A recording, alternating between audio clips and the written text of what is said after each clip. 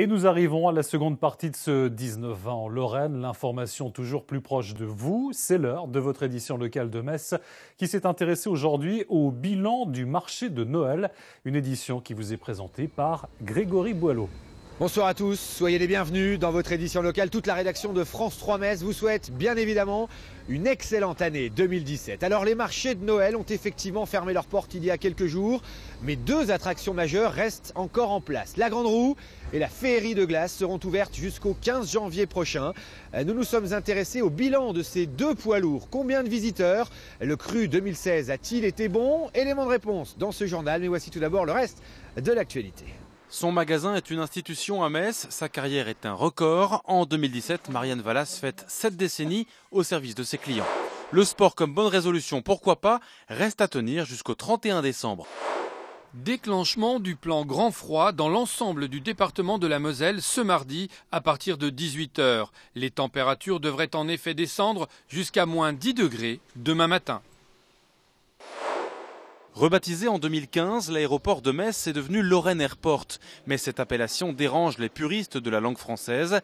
L'association Francophonie Avenir ne décolère pas. Elle a saisi en référé le tribunal de Metz pour faire supprimer cet anglicisme. Ce matin à l'audience, l'avocate de ces partisans du français a brandi la loi tout bon pour porter leur cause. Un aéroport n'a pas besoin de s'appeler Lorraine Airport pour avoir un rayonnement international. Tout le monde connaît le nom français aéroport et on peut très bien l'utiliser, que ce soit par nos voisins européens ou même à l'international. Ça ne crée pas de difficulté. Le français, langue de l'enseignement, du travail, des échanges et des services publics. Voilà ce que dit la loi de 1994. Lorraine Airport serait plus attractif pour les dirigeants actuels. Jugement mis en délibéré au 21 février. Marianne Vallas est inépuisable. Ouais, c'est bon. On va le sortir. Non, c'est bon, je fais confiance. Faut pas, on sait jamais. Depuis le temps qu'elle est là. À 89 ans, elle tient toujours avec sa fille le petit magasin de cycles ouvert par son mari en 1934. Elle entame aujourd'hui sa 70e année d'activité et affiche toujours le même enthousiasme. Le magasin, ça me donne de la santé. Que moi, je veux que le client il est satisfait. Alors, des fois, ma fille, elle me dit oui, c'est comme si le client, je dis, écoute, ça c'est comme ça. Et puis je resterai comme ça jusqu'à ce que je serai morte. Si le bon Dieu me veut, pour le moment, il a dit non, tu restes ici. Elle est là tous les jours, du matin au soir. Elle ne fait pas d'apparition, hein, c'est tout le temps, tout le temps. Elle est venue au magasin parce que elle aimait mon père, il aimait le vélo, donc elle lui a juré, donc comme vous avez pu le voir, à sa mort, elle continuerait la boutique. Alors elle m'a dit, est-ce que tu vas m'aider pendant 5 ans? J'ai dit oui, 5 ans, bon, je veux bien. Et ça fait maintenant 35 ans que ça continue depuis le décès de mon père en 80. La petite boutique, devenue temple de la bicyclette, est aujourd'hui le plus vieux magasin de la ville de Metz. Les marchés de Noël de Metz viennent de refermer leurs portes. Les commerçants tirent un bilan plutôt positif de cette édition 2016. On parle notamment de quelques 2 millions de visiteurs. Mais qu'en est-il pour la Grande Roue et la Féerie de glace? Deux attractions majeures qui, elles, restent encore ouvertes jusqu'au 15 janvier. C'est l'un des derniers à avoir baissé le rideau. Le marché Place d'Armes a fermé ses portes hier. Aujourd'hui, l'heure était au rangement et au démontage. Un peu plus haut, la Grande Roue, elle, poursuit son aventure. Beaucoup moins de monde bien sûr que pendant les fêtes. Une aubaine pour Didier et ses enfants ravis de profiter du panorama sans stress et quasiment tout seul. J'aime pas trop la foule compacte. Je suis légèrement agoraphobe, donc ça me foutait un peu les jetons, comme dirait. Donc là, ça me va très bien. Elle est devenue l'un des symboles de ces marchés de Noël. La Grande Roue et ses 60 mètres de hauteur. Certains jours, 6000 visiteurs se sont pressés dans ces 40 nacelles.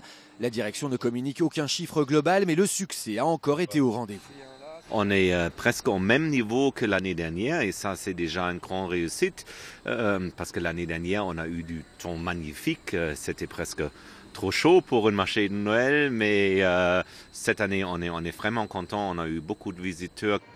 Bilan positif également pour l'autre poids lourd des fêtes. La Féerie de glace semble partie pour attirer autant de visiteurs que l'an passé, quelques 150 000. Les gens n'ont pas vu les grandes files cette année à l'extérieur, mais c'est aménagé différemment cette année. Il y a un peu plus d'espace pour circuler et comme ça, les gens rentraient plus facilement. Ces 2 attractions resteront ouvertes jusqu'au 15 janvier. On devrait également les retrouver en fin d'année pour les prochains marchés de Noël. Qui dit nouvelle année dit forcément bonne résolution. Alors certains d'entre vous ont décidé d'arrêter la cigarette, d'autres de se mettre au sport.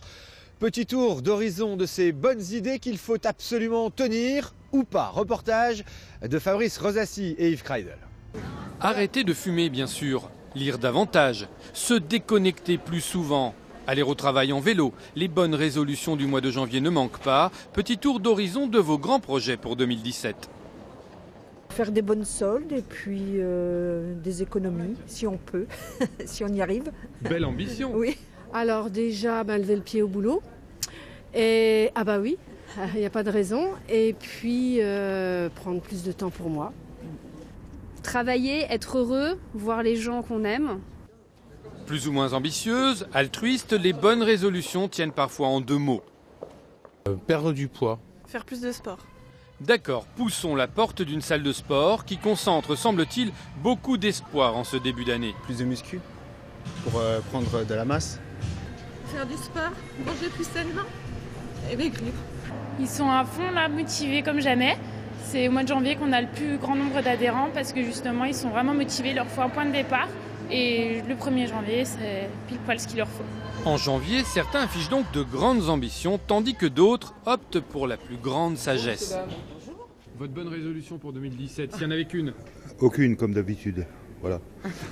Celle-là, vous la tiendrez? Ça, c'est sûr. Bref, en 2017, à chacun ses bonnes résolutions.